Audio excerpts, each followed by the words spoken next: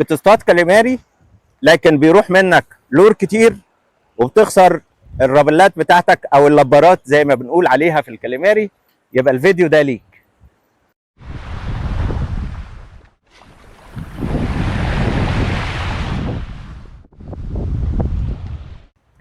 انا خالد الغندور ودي قناتكم قناه قلب صياد، المرجع الاول لصيد السمك العذب والمالح.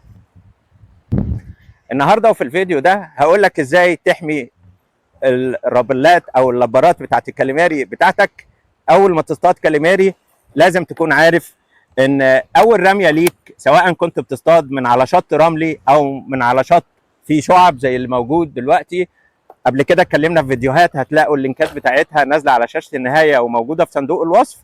في لو بشتغل على الشعب هشتغل بالغماز، ولو هشتغل على ارض رمليه بشتغل من غير غماز. بس في تجهيز احنا قايلينه في قلب صياد، هتلاقي الفيديو بتاعه موجود، يا ريت لو شفته هتلاقي فيه معلومات قيمه عن تجهيز عده الصيد لو هشتاط فوق شعب.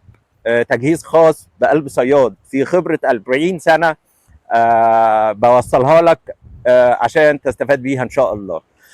دلوقتي عشان ازاي احافظ على الرابلات بتاعتي او اللبارات وانا بصطاد، لان في طريقه تانية لازاي اجهز الرابلات بتاعتي. هتلاقوا برضو الفيديو بتاعها ان شاء الله لما اعمله هينزل في صندوق الوصف، هرجع اضيفه. دلوقتي اول رميه ليك لازم استخدم فيها رابله او لباره تكون قديمه عندي وتكون رخيصه، ما تكونش غاليه، ويكون من نفس الوزن اللي هشتغل بيه او نفس المقاس. يعني انا هشتغل دلوقتي بمقاس 3.5، فانا بختار رابله او لباره قديمه عندي مقاسها 3.5 عشان تكون نفس الوزن اللي هشتغل بيه. بختار وليكن مثلا دي لباره رخيصه سعرها مش غالي، لان احنا عارفين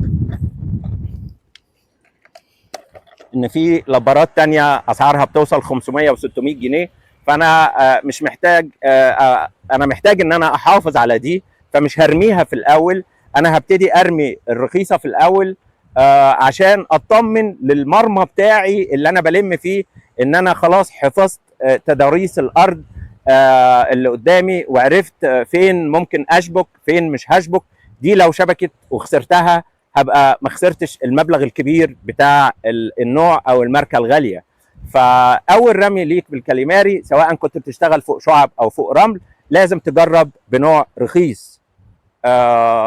دي نصيحتي ليك عشان تحافظ على لباراتك ورابلاتك من انها تفقدها، لانها بقت غاليه جدا. وان شاء الله ربنا يحفظ لكم كل ادواتكم ان شاء الله. لو استفدت من الفيديو ما تنساش تدوس لايك وتكتب لي في التعليقات اخبارك ايه وانت بتحافظ على لباراتك ازاي. جايز تفيدني معلومه جديده اكون انا ما اعرفهاش. ومستني اشتراكك في القناه، دوس سبسكرايب وفعل الجرس على الكل عشان كل المعلومات اللي فيها خبره 40 سنه صيد اللي بوصلها لك توصل لك في ميعادها. واشوفكم الفيديو الجاي على خير ان شاء الله.